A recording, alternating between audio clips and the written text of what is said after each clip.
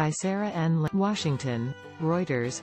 Former President Donald Trump's longtime advisor Steve Bannon on Wednesday pleaded not guilty to criminal charges that he defied a congressional subpoena from a U.S. House panel investigating the deadly January 6 Capitol riot, according to court document. Bannon, who made his initial appearance in federal court on Monday, was indicted last week by a federal grand jury on 2 counts of contempt of Congress. Bannon has vowed to fight the congressional subpoena, telling reporters outside the courthouse on Monday that he believes the prosecution is a politically motivated attack against him by President Joe Biden, Attorney General Merrick Garland and House of Representatives Speaker Nancy Pelosi. He was due to be arraigned in court on Thursday, but agreed to waive his right to a formal reading of the indictment, according to court documents filed on Wednesday. He is still expected to take part on Thursday in a virtual status conference hearing on the case before U.S. District Judge Carl Nichols. The U.S. House of Representatives, led by the Democrats, voted on October 21 to hold Bannon in contempt,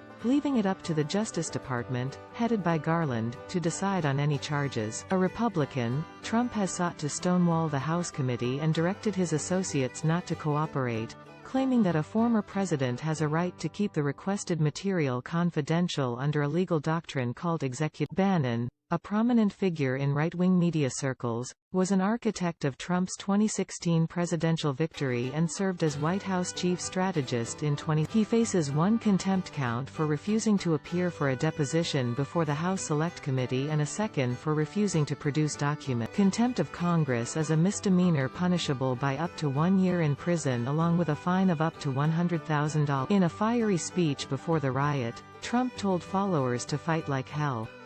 4 people died in the riot. A Capitol police officer attacked by protesters died a day later and 4 officers later took their own lives. About 140. Reporting by Sarah N. Lynch. Editing by Howard.